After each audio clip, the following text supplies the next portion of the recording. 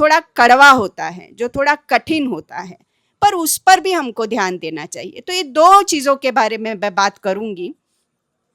और मैंने अभी इतने साल में शैली तो ऐसी कम से कम बनाई है कि आपको बहुत ज़्यादा बुरा नहीं लगेगा। मैं जिस तरह से बात करूँगी उस तरह से मैं कोशिश भी करूँगी कि कम कठोर शब्दों में बात करूँ, खास करके दूसरी वाली बात। तो पहले हम अर्थ नीति पर आते हैं। जो गांधी जो पूरे कॉन्सेप्ट में आते हैं, अगर हम लोग ये समझने की बात करें कि आज से 1000 साल पहले, 5000 साल पहले कैसा रहा होगा समय जो है, तो हम देखते हैं कि शुरू में जो समय था तब कबीलों का राज रहा होगा, जब लोग जंगलों में घूमते थे, या जिस तरह से छोटे छोटे कबीले रहे होंगे, क्योंकि इंसान बहुत ज़्यादा घूम नहीं पाता था, जंगलों में था, शिकार करता था, तो छोटे छोटे कबीलों में राज होता था। उसके बाद जब धीरे धीरे क्रांतियाँ हुई, धीरे धीरे भाप की, चक्र की, पहिए की खोज हुई, इंसान ज़्यादा घूमने घामने लगा, एक दूसरे से ज़्यादा संपर्क करने लगा, तो हमने देखा कि धीरे धीरे राजशाही का उदय हुआ। माने एक राजा है, उसके मंत्री हैं और सभी लोग राज कर रहे हैं उसके ऊपर। फिर जब हम कई हजार सैकड़ों सालों का जब हम प्रवास करते हैं तो हमको ये समझ में आता है कि इंसान की जो इच्छा है, मनुष्य की जो इच्छा है, वो ये है कि ज़्यादा से ज़्यादा लोगों का किस तरह से विकास हो, ज़्यादा से ज़्यादा लोग जो है वो आज से बेहतर ज़िंदगी जीना चाहते हैं, अपनी अपनी इच्छाओं का, अपेक्षाओं की पूर्ति करना चाहते हैं। ऐसे में हम देखते हैं कि धीरे धीरे लोकतंत्र का विकास होता है। लोकतंत्र की कल्पना जो है मनुष्य के विकास के क्रम में आती है। फिर साम्यवादी क्रांति होती है, जिसके बारे में आप लोगों को कितना मालूम है मैं जानती नहीं हूँ, पर उसमें मैं ज़्यादा समय नहीं डालती हूँ। साम्यवादी क्रांति ने ये कहा कि सारी दुनिया के मजदूर एक हों और मजदूरों का राज होना चाहिए, क्योंकि मेजॉरिटी पॉपुलेशन जो है वो मजदूरों का है, श्रमिकों का है, जिसको बाद में किसानों में भी जोड़ा गया। माने जो मेजॉरिटी जो लोग हैं उनका शासन होना चाहिए, और जो उद्योगपति हैं, जो बहुत कम संख्या में हैं, उनको जो है रास्ते से हटा देना चाहिए और ये शासन होना चाहिए। क्यों मैं ये आपको कहानी बता रही हूँ? मैं ये समझाने के लिए आपको कोशिश कर रही हूँ कि मनुष्य की जो स्वाभाविक इच्छा है, जो हजारों सैकड़ों सालों के रास्ते से हमको समझ में आती है, वो क्या इच्छा है कि ज़्यादा से ज़्यादा लोगों का भला होना चाहिए। ठीक बात है, ये बात समझ में आती है, ज़्यादा से ज़्यादा लोगों का भला होना चाहिए। ये हमारा स्वाभाविक जो है वो विकास का क्रम रहा है। सिविलाइजेशन के, संस्कृति के विकास में हम ये देखते हैं, और ये इंटरप्रिटेशन नहीं है, मतलब मेरी मनगढ़ंत कहानी नहीं है। मैंने आपको उदाहरण के तौर पे दिखाया कि किस तरह से शासन का तरीका बदला, और शासन का मनुष्य की ज़्यादा से ज़्यादा ये चाह रही कि कैसे ज़्यादा से ज़्यादा लोग जो हैं वो पावर का हिस्सा बने, जिनके भलाई का हिस्सा हो। आज जिस एजुकेशन को, जिस शिक्षा को हम ये मान रहे हैं कि सबके लिए है शिक्षा, आज से 200 साल पहले आप इसकी कल्पना नहीं कर सकते थे। महिलाओं के लिए आज शिक्षा की जब हम बात करते हैं तो कोई ऐसा सोच भी नहीं सकता कि कोई उठ के ये कहे कि भाई मैं मेरी बेटी को ना पढ़ाऊंगा, तो और सामने वाला उसको दपट के ये ना कहे कि नहीं बेटी को पढ़ाना ही चाहिए, है ना। तो इसीलिए हमारा मनुष्य का विकास जो है वो ज़्यादा से ज़्यादा लोगों तक खुशहाली कैसे पहुँचे, ज़्यादा से ज़्यादा लोगों तक विकास कैसे पहुँचे, ज़्यादा से ज़्यादा लोगों तक अधिकार कैसे पहुँचे, इसका रहा है। मगर इतने लंबे इतिहास में भी अगर आप देखेंगे कि जो पावर जो है, दरअसल में जो पावर है जिसको सत्ता हम कहते हैं, और जो पैसा है, वो कुछ ही लोगों के हाथ में हमेशा से रहा है। आप अब शुरू से फिर से सोच कर कोशिश करिए कि जब कबीलों का राज था तो कबीले के जो राजा थे वो सबसे पैसे वाला था, उसके पास सबसे ज़्यादा अधिकार थे। फिर राजशाही आई तो राजा के पास सबसे ज़्यादा अधिकार थे, सबसे ज़्यादा पैसे थे। कम्युनिज्म आया, साम्यवादी क्रांति हुई, उसमें भी एक सत्ता का एक क्लास बन गया, जिनके हाथ में सारा पैसा भी था, सारे अधिकार भी थे, सारे ऐशो आराम भी थे। आज जब हम डेमोक्रेसी की बात करते हैं, जब हम लोकतंत्र की बात करते हैं, तो हमको ये समझ में आ रहा है कि निर्णय करने का अधिकार कुछ ही लोगों के पास है, पैसा भी कुछ ही लोगों के पास है। इसका मतलब क्या हुआ कि हमारी चाह जो है वो एक दिशा में जा रही है और प्रैक्टिकल जो है वो दूसरी दिशा में जा रहा है ना? कि हम लोग बात तो करते हैं कि एकता होनी चाहिए, समानता होनी चाहिए, सबके लिए होनी चाहिए, सबका विकास होना चाहिए, पर जब उसका प्रैक्टिकल करने हम जाते हैं तो वो मुट्ठी भर लोग ही हैं जिनके हाथ में ये सारा पावर और ये सारे पैसा अटका हुआ है। आप लोगों ने इस तरह के भी आंकड़े सुने होंगे कि दुनिया की 60% जो संपत्ति है वो केवल 7 या 8 लोगों के हाथ में है, कंपनियों के हाथ में भी नहीं कह रही हूं मैं। अभी कुछ दिनों पहले का आंकड़ा है जिसमें एक कंपनी की कमाई जो है वो 4 या 5 ट्रिलियन डॉलर की हुई, एक कंपनी की कमाई। और भारत की इकोनॉमी का क्या है? प्रधानमंत्री जी एक बात सपना दिखाते हैं, कितना 4 ट्रिलियन की कुछ बोलते हैं, पर हमारी जो अर्थव्यवस्था है उसकी कमाई जो है वो 3 ट्रिलियन डॉलर की है। मतलब भारत जैसा विशाल देश जो दुनिया का अब सबसे ज्यादा पॉपुलेशन वाला देश हो गया है, उसकी कमाई से भी ज्यादा किसी एक कंपनी की कमाई है। इसका मतलब यह है दोस्तों कि ये सारी व्यवस्थाएं चाहे बदली, मनुष्य की आकांक्षाएं, इच्छाएं चाहे जितनी भी बदली हो, पर सच्चाई ये रही कि अर्थतंत्र जो है, आर्थिक और पैसा और पावर जो है वो कुछ ही लोगों के हाथ में रहा। ये बात समझ में आती है? अब ये ऐसा क्यों हुआ होगा? क्योंकि सपना तो हमने समानता का देखा, सपना तो हमने देखा कि आखिरी आदमी का भी विकास होना चाहिए, मगर ये हो क्यों नहीं पाया? ये समझने की कोशिश है कि जितनी भी व्यवस्थाएं बनी वो व्यवस्था किसने बनाई? तो जो ऊपर का 1% का जो आदमी बैठा हुआ था उसी ने सारे नियम बनाए, उसी ने तय किया। नहीं तो आप मुझको ये बताइए कि एक आदमी के पास 500 रुपया है या 5000 रुपया है, वो बैंक में डालता है, उसको 6 या 7% ब्याज मिलता है और वो पैसा बढ़ता ही है। मगर वही पैसा अगर किसान अपने खेत में डालता है तो उस पैसे का क्या हो सकता है? वो पूरे का पूरा खत्म हो सकता है। उसको 5000 का जो 6 या 7% ब्याज तो मिल ही नहीं सकता है, मगर इसकी पूरी संभावना है कि 5 साल में से 4 साल में उसका वो पैसा डूबेगा और 1 साल में उसकी कमाई होगी। ये किसने बनाया होगा और क्यों बनाया होगा? है ना? तो पैसे से पैसा उग सकता है, पर उत्पादन से पैसा नहीं उग सकता है, श्रम से पैसा नहीं बन सकता है। ये सिस्टम किसने बनाई होगी? क्या हो गया? मैं भी सुनूं, आप लोग सुन रहे, मैं भी सुनती हूँ। ठीक है, ये किसने बनाया होगा? तो ये बात समझने की है कि पैसे से पैसा बनता है ना? कहते भी ऐसा ही है कि पैसा उसी के पास आता है जिसके पास पैसा है। अगर आपके पास पैसा नहीं है तो आपको कोई कर्जा भी नहीं देगा, आपको लोन नहीं मिलेगी, आपको जो है समाज में स्थान नहीं मिलेगा। ये सिस्टम किसने बनाई होगी? ये सिस्टम उन्हीं 1 या 2% ऊपर के लोग बैठे हैं जिन्होंने सारी व्यवस्थाएं बनाई। न केवल पैसे की व्यवस्था बनाई, पर पावर का इक्वेशन भी उन्हीं लोगों ने तय किया, है ना? कि किसके पास पावर होगा? ब्राह्मणों के पास पावर होगा या चीफ मिनिस्टर के पास पावर होगा, प्राइम मिनिस्टर के पास पावर होगा, या आप विदेशों में चले जाइए तो वहां काले गोरे का भेद है, गोरों के पास पावर होगा। किसके पास पावर होगा?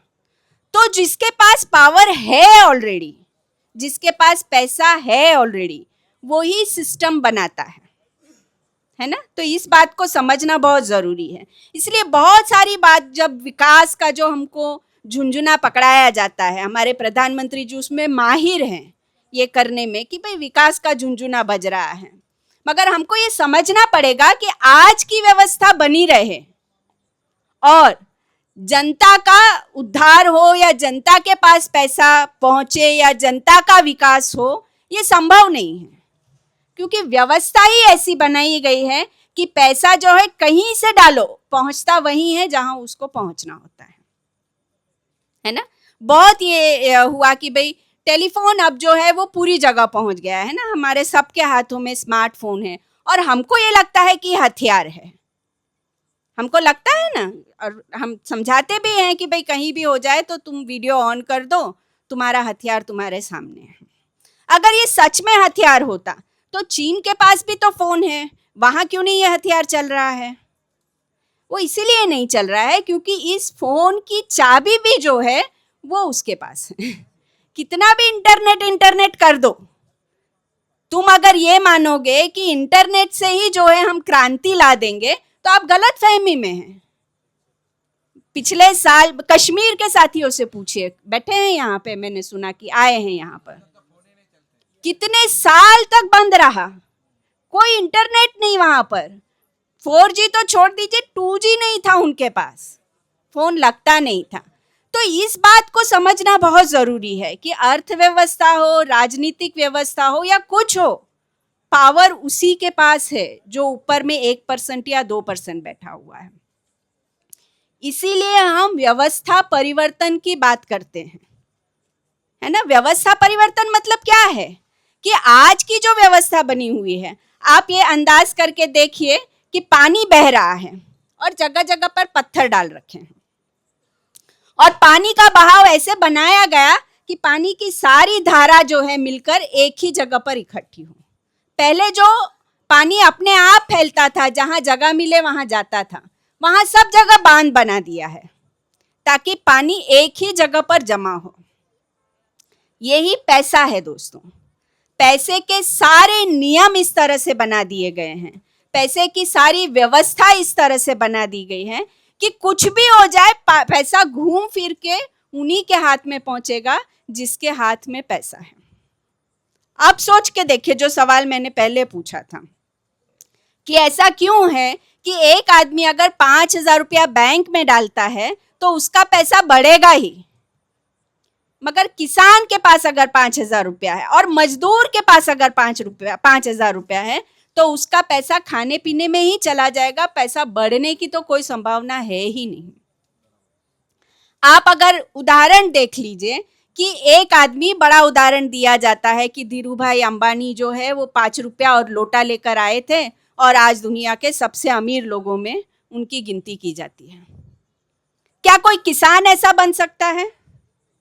क्या कोई मजदूर ऐसा बन सकता है कि भाई वो 5 रुपया और लोटा लेकर आए और इतनी मेहनत करे कि मेहनत देख के जो है वो पूरी सृष्टि दंग हो जाए, उसे कहे मांग आशीर्वाद, तुमको मैं अंबानी बना देता हूं? ऐसा हो सकता है कभी भी? कोई कारीगर है ऐसा? आप देखेंगे इक्का दुक्का कारीगरों के उदाहरण हमको दिखाए जाते हैं कि फैशन डिजाइनर बन गया, एक अपने यहाँ के चमड़े से जो काम करते हैं, उन्होंने मोची नाम की ब्रांड निकाली है जो अब विदेशों में खूब डंका कमा रही है। ऐसे एक आध उदाहरण छोड़ दीजिए आप। क्या इस तरह से संभव है कि आप मेहनत रोपो और मेहनत में से जो है वो दुगना तिगना चौगना आपको मिल जाए, मगर वही पैसा आप शेयर बाजार में लगाओगे तो उसके दुगने तिगने होने की संभावना है। ये सिस्टम किसने बनाई होगी? तो इसीलिए व्यवस्था परिवर्तन का मतलब ये है कि आज जो पावर का और पैसे का ढांचा जिस तरह से बना हुआ है, उस ढांचे को तोड़ना है। और यहाँ पर आप देखेंगे एक मोहनदास करमचंद गांधी नाम का आदमी आता है। हम लोग उनकी पूजा नहीं करते हैं, हम ये कहते हैं कि कुछ तो बंदा कह के गया है। इतने हजारों लाखों साल के मनुष्य के इतिहास में पहली बार एक आदमी आता है और वो कहता है कि एक नाई और एक वकील की कमाई एक होनी चाहिए। इसका क्या मतलब है कि जो बुद्धि से काम करता है और जो श्रम से काम करता है उसकी कमाई एक जैसी होनी चाहिए। मैं आपसे ये सवाल पूछती हूं कि जो बीमारी का इलाज करता है वो बड़ा है या जो बीमारी की रोकथाम करता है वो बड़ा है? सोच के बताइए, जो बीमारी की रोकथाम करता है वो बड़ा है कि जो बीमारी का इलाज करता है वो बड़ा है? आप लोग सोच नहीं रहे हैं। रोकथाम कौन करता है? कौन करता है? सफाई कामदार करता है। जो आपके घर का कचरा उठाता है, जो गटर की सफाई करता है, जो शौचालयों की सफाई करता है, वो दरअसल में जो है वो आपके रोग की रोकथाम करता है। अगर सफाई नहीं होगी तो सब बीमार हो जाएंगे, है कि नहीं है? आप सोच के बताइए। मुझको नहीं मालूम है आप लोगों में से कितने लोग सफाई के काम में लगे हैं, क्योंकि अपने यहाँ तो जाति व्यवस्था बनी हुई है ना, सफाई का काम नीची जाति के ही लोग करते हैं, तथाकथित नीची जाति,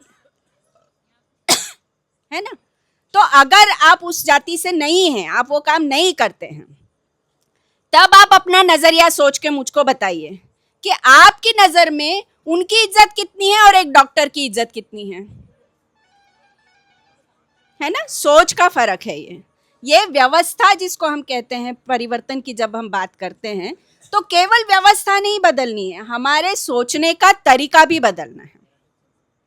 और उस पर आघात किया उस आदमी ने जिसका नाम मोहनदास करमचंद गांधी है, जिसने ये कहा कि जो श्रम करता है उसकी कमाई भी उतनी ही होनी चाहिए जितनी बुद्धि के श्रम की कमाई होती है ना। हम लोग इसीलिए हमारे जब शिविर होते हैं, आपके शिविर में भी ये मैंने देखा है और मैं उसकी इज्जत करती हूँ, कि जो बुद्धि से काम करता है उसको झाड़ू उठाना चाहिए, और जो झाड़ू का काम करता है उसको यहाँ पर आकर भाषण भी देना चाहिए।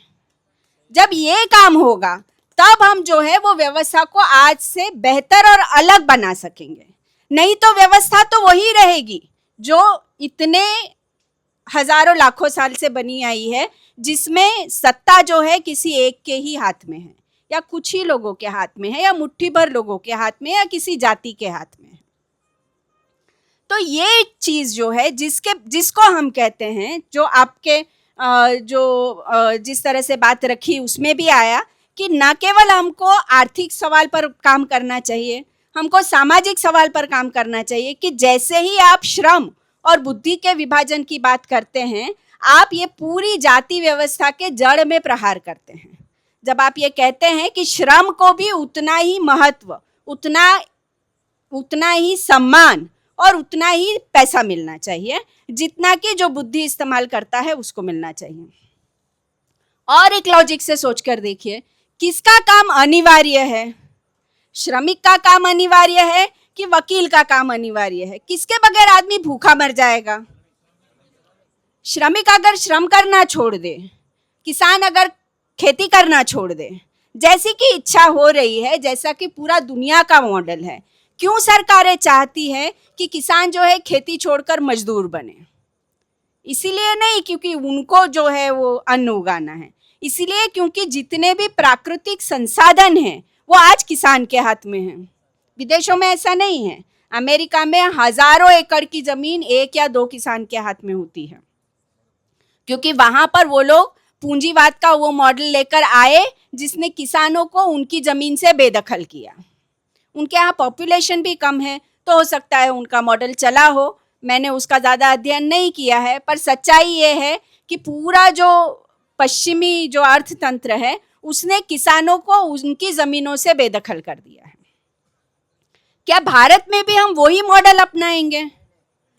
अभी नई श्रम नीति जो है, वो लेबर लॉज जो है, वो सरकार ने पिछले 3-4 दिनों में घोषित किए हैं। उसको पढ़िए, उसको जानना पड़ेगा, क्योंकि वो चाहती है सरकार कि किसान किसानी छोड़े और मजदूर बन जाए, मिलों में मजदूर बन जाए, जिसको 12-12 घंटे की ड्यूटी हो और वो बगैर सवाल पूछे जो है काम करे, और जिसमें कोई एक नारायण मूर्ति आकर कहता है कि दिन में जो है 14, 15, 16 घंटे काम करना चाहिए। ये सारी व्यवस्था बनी हुई है ताकि पूंजी जो है वो केंद्रित रहे, और हमको अगर उस व्यवस्था को तोड़ना है तो केवल आर्थिक मॉडल अलग करके नहीं चलेगा। यहाँ पर फिर गांधी आते हैं। गांधी विचार के बारे में हम ऐसा कहते हैं कि शायद ही दुनिया में कोई ऐसा विचार हो जिसको महान व्यक्तियों ने आगे बढ़ाया। जैसे कम्युनिज्म के बारे में कहते हैं कि भाई कार्ल मार्क्स हुए, मगर उसके बाद कोई ऐसा महान थिंकर बना हो, कोई महान अध्येता बना हो जिसने उस विचार को और गहरा बनाया, बेहतर बनाया। गांधी जी के बाद आए विनोबा भावे। और विनोबा भावे के बाद आए जयप्रकाश नारायण। अगर आप विनोबा भावे, जिस ग्राम स्वराज की बात आपने यहाँ पर लिखी हुई है, अगर विनोबा भावे की आप किताबें पढ़ेंगे ग्राम स्वराज के ऊपर, तो आपको वो डिटेल में खाका मिलेगा जिसका आप प्रयोग करने की सोच रहे हैं और आप बोल रहे हैं गांव में क्या काम होगा, गांव में कैसे काम होगा, गांव की खेती की जमीन जो है उस पर कैसे हम काम करेंगे, गांव के लोग कैसे न्याय करेंगे। तो एक तो मेरी तो आपको सलाह है कि आप जरूर पढ़ें उसको। पर इन तीन लोगों ने, हाँ,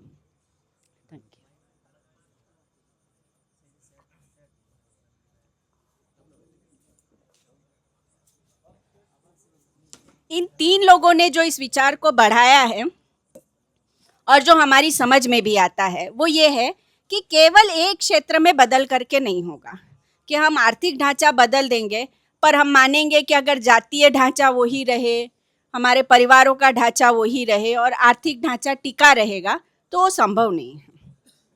क्योंकि अगर आर्थिक ढांचे में हम ये चाहते हैं कि समानता हर जगह पहुंचे, अगर हम ये मानते हैं कि जो गरीब है, नहीं गरीब से भी जो श्रमिक है, जो किसान है, जो मेहनत करता है, उसको बराबरी का पैसा मिलना चाहिए, जो बुद्धि का काम करता है। हम उनको खत्म नहीं करना चाहते हैं क्योंकि बुद्धि का काम करने वाले लोग भी चाहिए, नहीं तो विकास कैसे होगा आगे। दोनों को बराबरी की कमाई होनी चाहिए। मगर जाति व्यवस्था वैसी की वैसी बनी रहे तो परिवर्तन संभव है क्या? तो वो संभव नहीं है। इस बात को समझिए।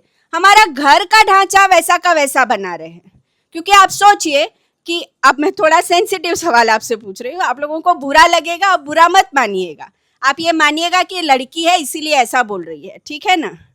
मैं आपसे ये पूछती हूँ कि आपके घर का पावर किसके हाथ में है? आप लोग मजाक में कहते हैं कि हमारे घरवाली के हाथ में है, पर ये सच नहीं है। इस बात को समझिए।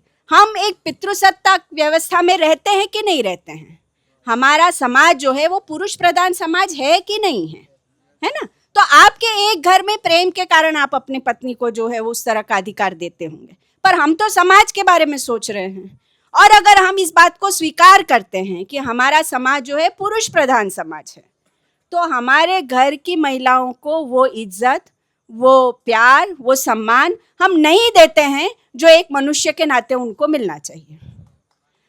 तब इसलिए मेरा क्या कहना था, जैसे मैंने कहा कि अगर आप आर्थिक बराबरी की बात करते हो, आप सामाजिक जाति तोड़कर जातीय बराबरी की बात करते हो, तो आपको अपने घर में भी बराबरी की बात करनी पड़ेगी। आपको पूरी तरह से बदलना पड़ेगा। ये है गांधी विचार, जिसको गांधी ये कहते हैं कि हर पहलू पर अगर आप काम नहीं करोगे, अगर शिक्षा नीति आपकी नहीं बदलती है। आज की शिक्षा नीति क्या है? आज आप में से कितने लोगों ने 12वीं से ऊपर की पढ़ाई की है? ग्रेजुएशन कितने लोगों ने किया है? ठीक है, आप मुझको ईमानदारी से बताइएगा कि जब पढ़ लिख कर हम ग्रेजुएट हो जाते हैं तो हम श्रम का काम नहीं करना चाहते हैं। हम चाहते हैं कि हम कहीं अप्लाई करें, हमको कहीं नौकरी मिले, सरकारी नौकरी मिले तो और भी अच्छा, प्राइवेट में भी मिले तो, मगर हमको श्रम नहीं करना है।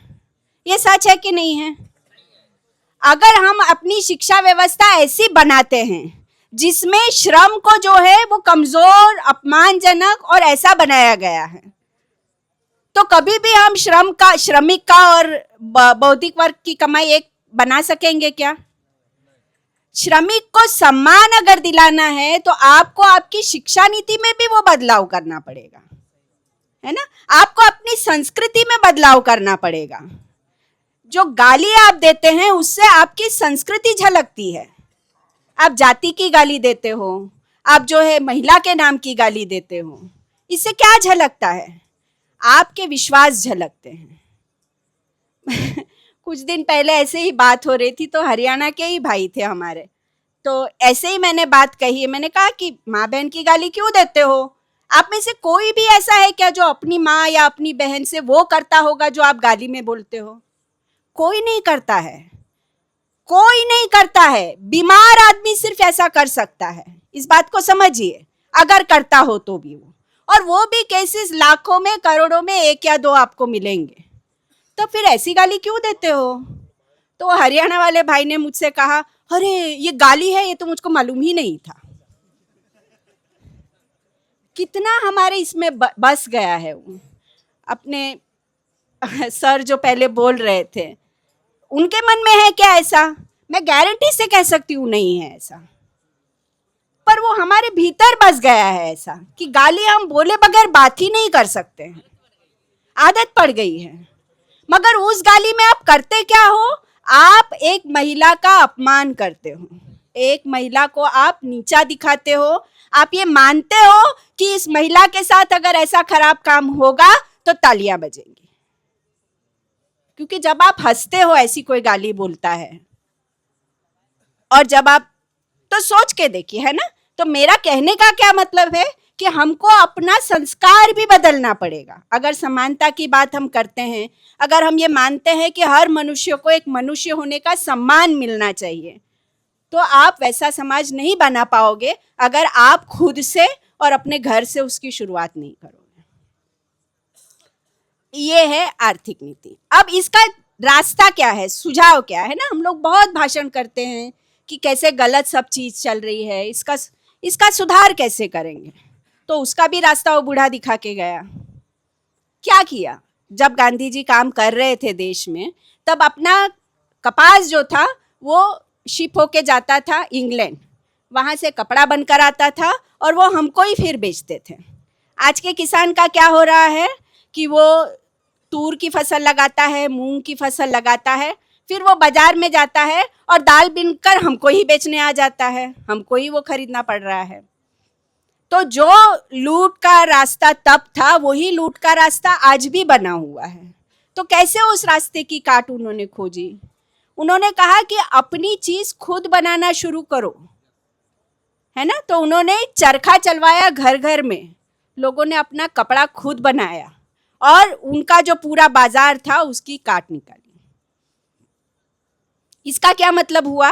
देखिए, जो प्रशांत जी ने दोपहर में बात की थी कि किसी चीज को खत्म करें और फिर नई चीज बनाना शुरू करें, ऐसा करने के बजाय एक नया तरीका गांधी जी ने बताया कि नई चीज भी साथ साथ खड़ी करते चलो और पुरानी चीजों को तोड़ते चलो।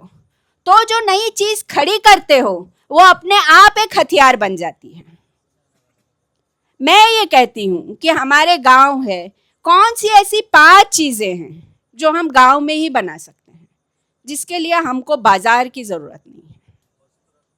कितनी सारी चीजें हैं, कोई 5 चीज चुनो और पूरे गांव को तैयार करो कि ये चीज बाजार की हमारे गांव में नहीं आएगी। हमारा गांव का लड़का बना रहा है, हमारे गांव की महिला बना रही है और हम उसी का इस्तेमाल करेंगे। क्या ऐसी कोई चीज हो सकती है?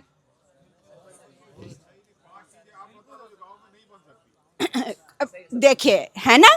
तो इसका मतलब यह है कि बहुत सारी चीजें हैं जो हमारे हाथ में हैं पर हम कर नहीं रहे हैं। सिर्फ अपने आप को ये विश्वास दिलाने की जरूरत है कि ये हो सकता है। उसी तरह से जिस तरह से आप अपना अभियान चला रहे हैं ना, आप भी तो यही मान रहे हैं कि जनता सरकार बनेगी। तो वो जनता सरकार कैसे बनेगी? सिर्फ बोलने से नहीं बनेगी। आपको ये सारी वैकल्पिक व्यवस्थाएं खड़ी करनी पड़ेगी। आपको शिक्षा व्यवस्था बदलनी पड़ेगी आपके गांव की, जो ये बताता है कि भाग के जो है शहर चले जाओ, क्योंकि गांव में कुछ नहीं रखा हुआ है। आपको अपने बच्चों को कैसे आप वो वैकल्पिक शिक्षा देंगे वो देखना पड़ेगा। आपको अपनी आर्थिक व्यवस्था खड़ी करनी पड़ेगी। इनका जो इतना जोश भरा भाषण उन्होंने किया, वो इसीलिए किया क्योंकि वो स्वतंत्र हैं, किसी कर्जे में नहीं डूबे हुए हैं, किसी सरकार से योजना में पैसा नहीं लिया हुआ है, किसी आधार से जो है वो खैरात नहीं आ रही है। हमको अपनी व्यवस्था, आर्थिक व्यवस्था खुद खड़ी करनी पड़ेगी।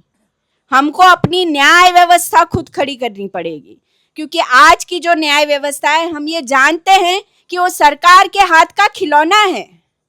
पहले भी थी। आप ये गलतफहमी में मत रहिए कि ये सरकार ने कुछ नया किया है। ये जो डेमोक्रेसी का पूरा ढांचा है, जिसमें 51 और 49 की राजनीति चलती है, आपको मालूम है ना, 51 मिला तो जीत गए। आपने कभी सोचा है कि वोटिंग लिस्ट पे 20 लोगों के नाम क्यों लिखे रहते हैं? सोच के देखो कि सबको मालूम है कि जीतने वाला कौन है, टक्कर देने वाला ज्यादा से ज्यादा 1 होगा या 2 होगा। 20 लोगों के नाम क्यों होते हैं उसमें? कोई तो बताए। हाँ हाँ, देखिए, अगर 100 लोगों का गांव है, 100 लोगों का गांव है, अगर 2 लोग खड़े रहते हैं तो एक को 51 वोट मिलने पड़ेंगे, एक को 49 मिलने। अगर वहीं 10 लोग खड़े हो जाते हैं तो कौन जीतेगा? सबको अगर 10-10 वोट मिल जाते हैं तो नहीं, पर जीतेगा कौन? जिसको 11 मिलेगा वो जीतेगा। अब 100 के गांव में जिसको 11 वोट मिले वो जीता। ये क्या हुआ? ये मेजॉरिटी है। जिसको 11 मिला, सही तो ये है कि 79 वोट उसके खिलाफ पड़े, पर क्योंकि आपने वो वोटर लिस्ट में 20 लोगों का नाम डाला है, कोई जाति के नाम पे, कोई अरे तो मेरे परिवार का बच्चा है, अपने तो 500 वोट इसको ही जाने चाहिए। सोच के देखो ना क्या है। आज की जो डेमोक्रेसी है, डेमोक्रेटिक व्यवस्था है, वो उन्हीं लोगों का खिलौना है जो मैंने कहा कि ऊपर के 5% लोग हैं जिनके हाथ में पैसा भी है और जिनके हाथ में सत्ता भी है। इस खेल को कौन समझेगा? तो जो जनता सरकार बनाने का सपना देखेगा उसको ये बात समझनी पड़ेगी, नहीं तो वो भी उसी खेल का एक हिस्सा बन जाएगा जो 51 और 49 की खेल खेलता है, और जिसको कहिए कि 11 और 79 का खेल खेलता है ना। आखिर तो क्या है, आज के प्रधानमंत्री जी का जो बहुत डंका बजता है, कितने प्रतिशत वोट उनको मिला? 36, अगर मैं गलत नहीं याद कर रही हूं तो 36% जिस व्यक्ति को वोट मिलता है वो मेजॉरिटी माना जाएगा कि माइनॉरिटी माना जाएगा? माइनॉरिटी ही है। पर डेमोक्रेसी का खेल इसीलिए जानबूझकर डिजाइन ऐसा किया गया कि जो माइनॉरिटी में रहेगा वो भी थोड़ा खेल इधर उधर कर लेगा। तो वोट चोरी हम कह रहे हैं, पर कितने वोट की आखिर चोरी हो रही है?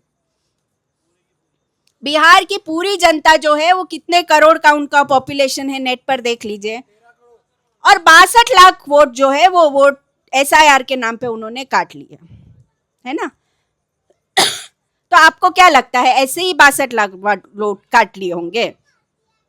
हर कॉन्स्टिट्यूएंसी की शिनाख्त की गई, किसमें किसके वोट कितने हैं, किसके वोट काट लिए जाएंगे, यहाँ कितने काटने पड़ेंगे, वहां कितने काटने पड़ेंगे, वहां कितने काटने पड़ेंगे।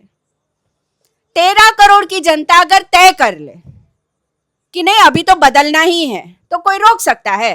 कोई SIR रोक सकती है? कोई NRC रोक सकती है? तो इसीलिए जनता को ये खेल समझाना पड़ेगा और हमको धीरे धीरे उस दिशा में जाना पड़ेगा जहां सब लोगों की एकता हो। एकता शब्द जो है वो घिसा पिटा लग सकता है आपको, मगर उस एकता में वो ताकत है जो किसी भी गोली, बंदूक, तलवार या अणुबम का मुकाबला कर सकती है। और ये बात है जो आज मैं बोलूं तो हमको लगता है कि भाषणबाजी है, पर मेरा बोला हुआ भाषणबाजी क्यों नहीं लग रहा है? क्योंकि कोई एक महात्मा गांधी था जिसने ये करके बताया कि देखो ये पॉसिबल है। तुमको लगे कि भाषण है पर ये पॉसिबल है ना। तो आज मेरे बात में वजन लगता है, हमको लगता है कि नहीं ये तो पहले तो हुआ है, अब होने में कोई हर्जा नहीं है। तो ये जो चीज है इस बात को हम लोग समझें, और इसीलिए केवल अर्थव्यवस्था बदलने पर नहीं जाना पड़ेगा, तो हमको सारी व्यवस्थाएं बदलनी पड़ेंगी जो हमारी नई व्यवस्था के अनुकूल हो, है ना। अब मैं बहनों का थोड़ा 5-7 मिनट में, ज़्यादा समय आप लोगों का नहीं लेती हूँ, और बात थोड़ी चुपती भी है तो इसलिए कम में ही बोलती हूँ, आप लोग जो है वो उसको बढ़िया से समझ लीजिए। महिलाओं का देखिए क्या हो रहा है, और आप हरियाणा प्रदेश से है तो आप लोग बहुत अच्छी तरह से जानते हैं। हम लोगों ने 2018 में एक यात्रा निकाली बहनों की, जो गुजरात से शुरू हुई और कश्मीर तक गई, और ये पूरा बेल्ट है जहाँ पर जेंडर रेशियो जो है 1000 पुरुषों पे कितनी महिलाएं हैं, वो रेशियो बहुत खराब है। माने हम लड़कियों के पैदा होने को अच्छा नहीं मानते हैं, हमको लड़के पैदा हो उसकी लालसा रहती है, और लड़कियां अगर पैदा होती हैं तो या तो उनको गर्भ में मार दिया जाता है या पैदा होते ही उनको मार दिया जाता है। अब इस प्रदेश में आप हैं तो उसकी ज़रा एक एंगल तो आपका है, एक एंगल मैं आपको बताती हूँ, उस तरह से आप इसको समझ कर देखिए। कुछ लड़कियों को तो हम पैदा नहीं होने देना चाहते हैं, कुछ लड़कियां पैदा होती है तो उनको हम बचपन में ही जो है वो दूध में या मिट्टी में दबा देना। आप लोगों को मालूम होगा क्या क्या प्रथाएं अपने देश में चलती थी और शायद आज भी कहीं कहीं छुपे छुपाए चलती हैं। फिर कुछ लड़कियां जो है वो दहेज के मामले में मार दी जाती हैं, दहेज वाला जो पूरा प्रकरण होता है, और लड़कियों को हमारे देश में ज़्यादातर जगहों पर विधवा विवाह जो है वो संभव नहीं है। अगर विधवा है तो उसकी पुनः फिर से शादी नहीं हो सकती है। जो तलाकशुदा मर्द है उसकी तो दोबारा शादी हो जाएगी, पर अगर तलाकशुदा महिला है तो उसकी शादी नहीं होगी। इसमें अब लड़कियां पढ़ लिखने लगी हैं, तो अब लड़कियां, कुछ लड़कियां मेरे जैसी हैं, वो कहती है कि भाई हमको शादी ही नहीं करनी है, कौन इस झंझट में पड़े। बड़ी संख्या में लड़कियां जो है वो अपना खुद करने का करती हैं और कहती है कि हमको शादी नहीं करनी है। अब आप ये बताइए, जब लड़कियां इतनी जगहों से कम हो जाएगी तो लड़कों को शादी के लिए लड़कियां कहाँ से मिलेंगी? तो ये समस्या लड़की की है कि लड़के की है? लड़के की तो है ही है, पर मैं फिर भी कहती हूँ कि पूरे समाज की समस्या है ना। हम लड़कों को तो कहते हो कि भाई तुम क्या खुले सांड की तरह घूमो, क्या है उसमें, जब तक शादी नहीं है तब तक तुम मजे करो। पर लड़कियों को हम घर में बिठा के रखते हैं। तो लड़कों को अगर मजा भी करना है तो लड़कियां किधर से मिलेंगी? क्योंकि लड़की के लिए, लड़कों के लिए नियम हमने अलग बना के रखे हैं। मैं ये नहीं कहती हूँ कि लड़कों की तरह लड़कियां भी जो है वो अब खुले घूमे और सब ऐश कर। मैं ये कहती हूँ कि नहीं, लड़कों के लिए जो नियम हमने बना कर रखे हैं उसको बदलने की जरूरत है। क्योंकि आज अगर हमारे समाज और एक देखिए, ये चलन पिछले कुछ सालों से बहुत ज़्यादा बढ़ा है और मैं जानती हूँ क्योंकि मैंने देखा भी है। लड़कियां खरीद के लाई जाती हैं शादी के लिए। हरियाणा में इसकी प्रथा है, मैं जानती हूँ, पंजाब में है, मैं जानती हूँ, मध्य प्रदेश में है, मैं जानती हूँ, क्योंकि मैंने देखा है, राजस्थान है ना। अब देखिए, आप लोग इस सब से पूरी तरह से परिचित हैं। जो माँ खरीद के लाई गई है वो कैसे बच्चों को जन्म देगी? इसके बारे में सोचते हैं आप लोग?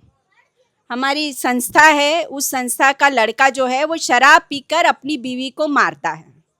उसकी बीवी पेट से थी और पेट से होते हुए भी उसने अपनी पत्नी की पिटाई की। अब आप ये सोच के देखिए कि उसके गर्भ में जो बच्चा पल रहा है, क्या उसके मन पर उसका कोई असर होता होगा? मनोविज्ञान, हमारे यहाँ तो गर्भ संस्कार की भी बात की जाती है ना, कि कैसी बातें सुननी चाहिए, कैसी कहानियां सुननी चाहिए, क्योंकि उसका असर बच्चे पर पड़ता है। बहुत समय तक हम लोग ये बात करते थे कि भाई बच्चा कोई पैदा होते ही थोड़ी क्रिमिनल बन जाता है, वो तो सामाजिक जो परिस्थितियां हैं वो उसको क्रिमिनल बनाती हैं। मैं कहती हूँ नहीं, जिस गर्भवती माँ का आप अपमान करते हो, जिस गर्भवती माँ को आप पीड़ा देते हो, जिस गर्भवती माँ को आप अपमानित करते हो, उसका बच्चा लड़का होगा या लड़की होगी, वो मानसिक रूप से बीमार ही पैदा होगा। इस बात को आप समझिए। तो इसीलिए जहां भी एक खरीद कर लाने वाला जी प्रथा है, आप सोच के देखिए कैसा समाज हम बना रहे हैं। इस समाज से जो अगली पीढ़ी पैदा होगी वो कैसी होगी? अन्याय करने वाला और अन्याय सहने वाला दोनों बराबर के जो है गुनहगार होते हैं। तो जहां हम ये कहते हैं कि पुरुषों का अन्याय करना गलत है, वहां लड़कियों का अन्याय सहना गलत है।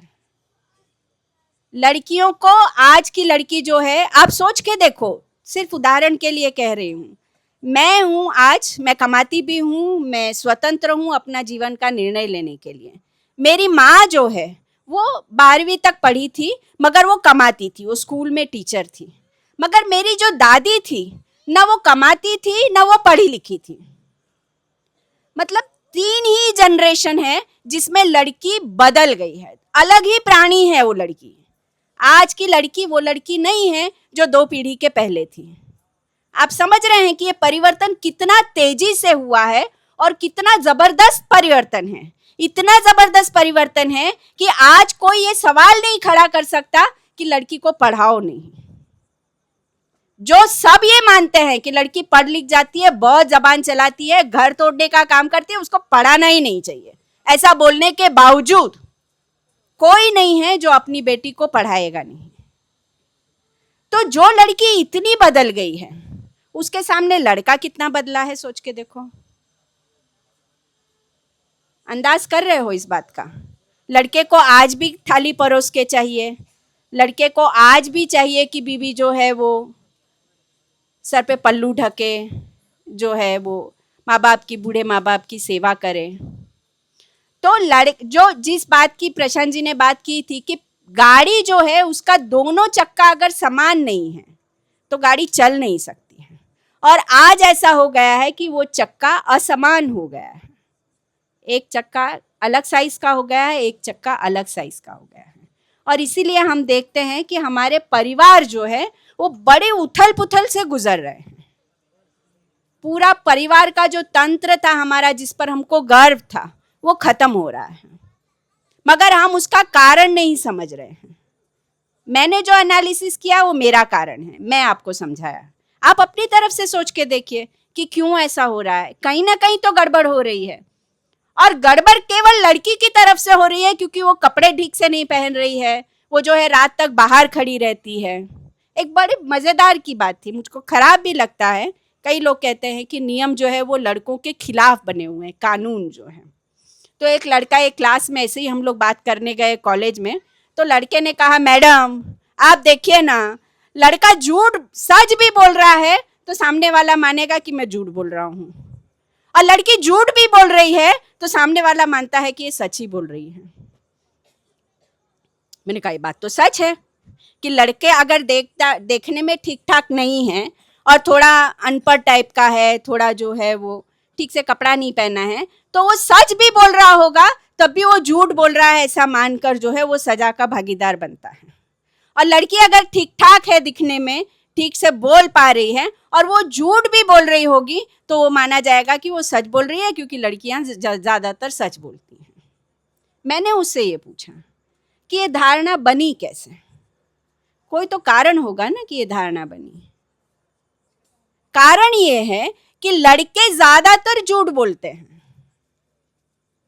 इसीलिए जो सच भी बोलते हैं उन पर भरोसा नहीं बैठता है, और लड़कियां ज़्यादातर सच बोलती हैं इसलिए वो झूठ भी बोलती हैं। जो कुछ लोग हैं जो झूठ भी बोलते हैं तो लड़के, सब लोग ऐसा मानते हैं कि सच ही बोल रही होगी, क्योंकि इस धारणा बनने की कोई तो वजह रही होगी। क्या लड़कियों ने तो धारणा बनाई ही नहीं, क्योंकि लड़कियों का उस तरह से चलता नहीं है अपने समाज में।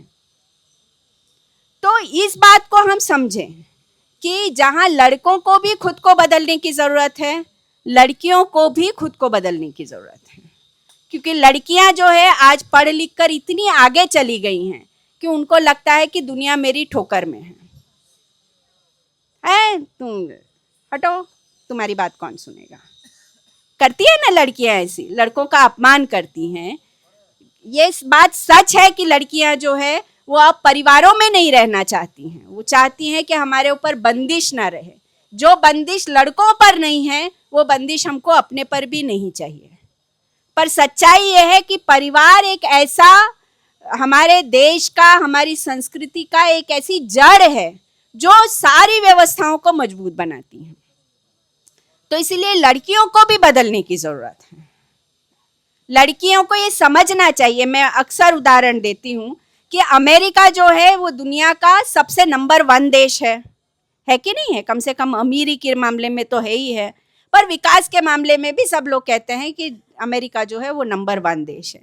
आज की तारीख में अमेरिका में महिलाओं को अबॉर्शन का अधिकार नहीं है। ये बात को समझिए। जो इतना पढ़ा लिखा देश है, जो इतना विकसित है, महिलाओं के मामले में इतना एडवांस है, वो आज यहाँ पर आके खड़ा है। जिस अफगानिस्तान की हम बात करते हैं, आज से 100 साल पहले अफगानिस्तान में लड़कियों को पढ़ने का अधिकार था, लड़कियों को काम काज करने का अधिकार था। क्यों मैं ये कह रही हूं कि बदली हुई लड़की अगर अपने साथ में अपने भाई, अपने पिता, अपने बेटे, अपने दोस्त को नहीं लेकर चलेगी तो उसकी स्वतंत्रता की भी गारंटी नहीं है ना। आपका जो नारा है बहुत अच्छा लगा, आपसे हम भी लगाएंगे, सबके भले में ही हमारा भला है। क्या है वो नारा? हम जीतेंगे जब सब जीतेंगे।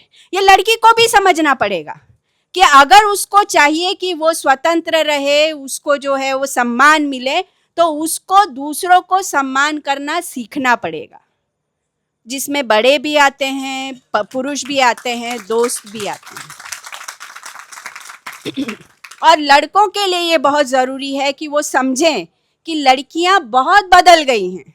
आपकी माँ जैसी है वैसी आपकी बहन नहीं है, और आपकी बहन जैसी है वैसी आपकी बेटी नहीं होने वाली है।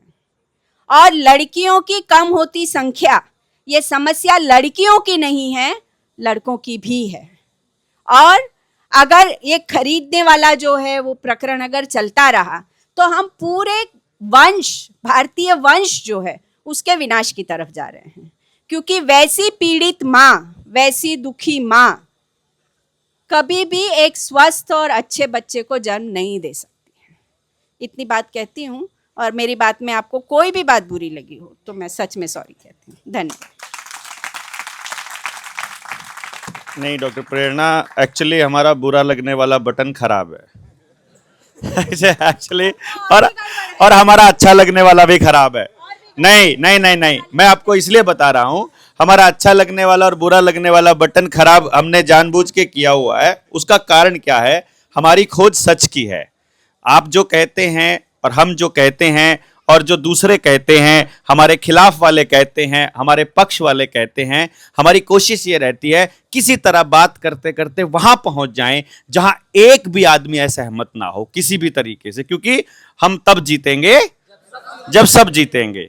तो जहां बच्चे को, मतलब जहां लड़का और लड़की के अंदर 1% भी भेद ना बाप को नजर आए, ना कानून को नजर आए, ना लड़की को नजर आए, ना लड़के को नजर आए, क्योंकि ये ऑब्वियसली अगर लड़की को अधिकार दिए गए, सिस्टम ने समझा कि समाज को तोड़ना है तो परिवार तोड़ना पड़ेगा। परिवार तोड़ना है तो जो कमजोर है उस वक्त उस परिवार में, जैसे आपने अफगानिस्तान का एग्जाम्पल दिया और अमेरिका का दिया, तो वो एक्सपेरिमेंट छोटे छोटे टुकड़ों में हर स्टेट में कर चुके हैं। तो उस समाज को तोड़ने के लिए उन लोगों ने क्या किया कि जो कमजोर तबका है, चाहे आप फिर इसको आप SC/ST एक्ट से जोड़ लीजिए, फिर चाहे महिलाओं के लिए बने कानून से जोड़ लीजिए, उन्होंने उस कमजोर तबके को इतनी पावर दे दी कि वो उसको एक्सप्लॉइट भी कर सके, वो उसका गलत इस्तेमाल भी कर सके, जिसकी वजह से समाज में दोनों पक्षों की इमेज खराब हो। मतलब वो जब अखबार में छपेगा तो कई बार लड़की की गलती मिलेगी, कई बार लड़के की गलती मिलेगी, कई बार दोनों पक्षों की मिलेगी, कई बार लालची लोगों की मिलेगी, कई बार तो उस कानून का जो गलत उपयोग करने वाले हैं वो करने वालों का जो अखबार में और मीडिया में जब छपता है और उसकी वजह से जो परसेप्शन बनता है, तो अगली पीढ़ी को सत्य का नहीं पता होता कि सिस्टम ने ये सारा प्रोपेगेंडा असल में सामाजिक और पारिवारिक इस पूरी तंत्र को ध्वस्त करने के लिए ही रचा था। तो उसके लिए मैं समझता हूं कि जब हम बैठकर बात करेंगे तो अगर आखिर में क्यों क्यों क्यों करते करते आखिरी क्यों तक पहुंच जाएं, तो फिर हम क्या क्या क्या तक भी पहुंच जाएंगे। तो सही क्या है जो इसके लिए भी गलत ना हो, इसके लिए भी, और फिर कैसे कैसे कैसे तक की कैसे होगा, और फिर कौन कौन कौन करेगा, और जब आखिर तक आ जाएगा तो मेरे ख्याल से इसका समाधान हम लोग गांव की चौपाल में कर पाएंगे। और हर घर में, क्योंकि कौन बाप चाहता है उसकी बच्ची ऐसा करे, कौन बच्ची चाहती है कि मेरे माँ बाप की नजर में मैं गलत हो जाऊं, कौन पति अपनी पत्नी से प्यार नहीं करना चाहता है और कौन पत्नी अपने पति का प्यार नहीं चाहती है। मैं चाहता हूं, मैं देखता हूं, मैंने अपने सामाजिक जीवन में जितना मैं घूमा देखा और दौड़ा, उसमें मुझे एक चीज समझ में आई है, मुझे आज तक एक आदमी ऐसा नहीं मिला जिसको अपने लिए शांति नहीं चाहिए, जिसको अपने लिए प्रेम नहीं चाहिए, जिसको अपने लिए स्वीकार्यता नहीं चाहिए, जो अपने आप को उसके होने को सम्मान ना मिले, ऐसा कौन है? तो सारी लड़ाई ये बेसिकली ये द्वंद्व समझ का है। और जिस दिन हम समझ के इस लेवल पर बात करेंगे, शायद हम लोग किसी रास्ते पर चल पाएंगे। फाइनल सॉल्यूशन तो कभी मिलता नहीं है, आदर्श समाज तो कभी होता नहीं है, पर एक रास्ता मिलने की गुंजाइश है, और उस रास्ते की एक ही तरीका है, उसका एक ही मेथड है और उसकी एक ही डायरेक्शन है, और वो है संवाद। जब हम बैठकर संवाद करें। स्टेक होल्डर जब तक संवाद में शामिल नहीं होगा और स्टेक होल्डर को पूरा नहीं सुना जाएगा, क्योंकि अभी हम सुनने की हमारी क्या आदत है कि हम कोई भी संगोष्ठी अगर करते हैं तो बोलने वाले के ऊपर लिमिट लगा दी जाती है। आपको 15 मिनट दिए जाते हैं, आपको आधा घंटा दिया जाता है। सुनने वाले की लिमिट होती है मुझे 4 बजे जाना है, करने वाले को लिमिट होती है कि हम इतना ही कर सकते हैं, बनाने वाले की लिमिट होती है मेरे पास पावर नहीं है, एंड सो ऑन। ये लिमिटेशंस में उलझ जाते हैं। So Janata Sarkar Morcha is the only platform in India at present जहां पर किसी भी कार्यकर्ता की किसी भी कीमत पर कहीं तक जाने की कोई लिमिट नहीं है। आप सुनाना चाहते हैं पूरी रात आपको सुनेंगे, आप बात करना चाहते हैं हर मुद्दे पर बात करेंगे, आप सुनना चाहते हैं पूरी रात बोल सकते हैं। बोलने के लिए भी लिमिट नहीं है, सुनने के लिए भी लिमिट नहीं है, और करने के लिए किस हद तक जाना पड़े उसकी भी कोई लिमिट नहीं है, या है? कोई लिमिट नहीं है। तो इसलिए ये अनलिमिटेड ऊर्जा के सोर्स यहां पर बैठे हैं जो इस ऊर्जा का इस्तेमाल आपको रात को दिखाएंगे। ये पूरा टेंट जो है उखाड़ करके परली साइड लगा देंगे, रात रात में लगा सकते हैं। टास्क दे दें आपको बिना टेंट वाले के, कर देंगे? चलो देखेंगे, टास्क देंगे उस दिन, मतलब उस दिन क्या क्या पता रात को ही दे दे। It will be. तो ये 24 घंटे की ट्रेनिंग का पार्ट रहता है और ये लोग इस तरह से निकलेंगे। मुझे लगता है जब गांव में जाएंगे ऐसे ऐसे हमारे पास, मतलब ये एक्चुअली हमारा शोरूम है, गोडाउन हमारा कहीं और है तो ऐसा ऐसा माल हमारे पास खूब है। तो शादियों का सीजन, त्योहार का सीजन और खेत का सीजन, खेती का सीजन, ये खूब चला हुआ है उसके, और ड्यूटीज लगी हुई हैं अलग अलग शहरों में जाने की, ट्रेनिंग्स अलग अलग शहरों में अभी चल रही है प्रेजेंट में, अलग अलग जहां जहां चल रहा है। तो it will B mind blowing basically आने वाले टाइम में। और जो जो लोग आज तक अपने मोर्चे के साथियों से मिले हैं, अगर कभी किसी मुद्दे पे इनका वास्ता पुलिस वालों से हो जाता है, या इनका वास्ता किसी एसडीएम से या तहसीलदार से होता है, या जब गांव वाले होते हैं, जनता सरकार मोर्चा का अगर कोई व्यक्ति किसी गांव में एक भी है, मैं आपको ये बता रहा हूं कुमार भाई, कि एक भी व्यक्ति अगर उस गांव में जनता सरकार मोर्चा से जुड़ा है तो गांव का कोई आदमी किसी अफसर से बात नहीं करता, बोलता उसको बुलाओ पहले। हमारा सबसे बड़ा वकील वही है, उसको मालूम है कि सबके लिए कैसे बोलना है, कैसे वो बात करनी है कि एक भी आदमी को ना छोड़े, कैसे वो उस तबके के लिए बात कर रहा है जो अभी हाशिए पर रख दिया गया है। सो मुझे लगता है अलग अलग मुद्दों पर अलग अलग जगह हम लोगों को माइनॉरिटी बना दिया गया है। कभी लड़का माइनॉरिटी है, कभी लड़की, कभी कहीं पर जाट माइनॉरिटी है, कहीं सिख, कहीं मुसलमान माइनॉरिटी है, कहीं राजपूत। तो इस तरह से हम हर कोई माइनॉरिटी है बेसिकली वहाँ पर, और कहीं किसी मोहल्ले में कोई दूसरी जात माइनॉरिटी में बन जाती है, और माइनॉरिटी को और मेजॉरिटी को ये यकीन दिला दिया जाता है कि माइनॉरिटी से तुमको खतरा है एंड इनसे सिर्फ तुम्हें मैं और केवल मैं बचा सकता हूं। ये वाली भाव, ये जो सिस्टम बना दिया गया है, इस सिस्टम को तोड़ने के लिए, एक नई व्यवस्था बनाने के लिए ही ये कारवां चला है। और आपने जो एनलाइटनमेंट किया है, क्योंकि हमारे साथी, मतलब ये इनका ट्रेनिंग ये है, आप नाराज, मैंने बताया इज्जत बेइज्जती नाराजगी ये सब खत्म है इनका है कि जान रहे हैं कि ये ऐसा कह रहे हैं, ये ऐसा कह रहे हैं, ये इनका ये तरीका है, इसका ये तरीका है। हम केवल दृष्टा भाव से आपको सुन रहे हैं, हमें अंदर वो जा रहा है जो हमको चाहिए कि अच्छा ये बोला, इसके 3 आयाम बनते हैं, तीनों पे डिस्कस करते हैं हम। आपकी वीडियो बनेगी तो इसके ऊपर हम तीनों पे करेंगे कि जब डॉक्टर प्रेरणा ने ये लाइन बोली है, इस लाइन में अगर गरीब की बेटी होगी तो यहां खड़ी होगी, अमीर की बेटी होगी तो यहां खड़ी होगी, अनपढ़ होगी तो यहां खड़ी होगी, पढ़ी लिखी होगी तो यहां खड़ी होगी, शहर की होगी तो यहां खड़ी होगी, और गांव की होगी तो यहां खड़ी होगी, माइनॉरिटी की होगी तो यहां खड़ी होगी।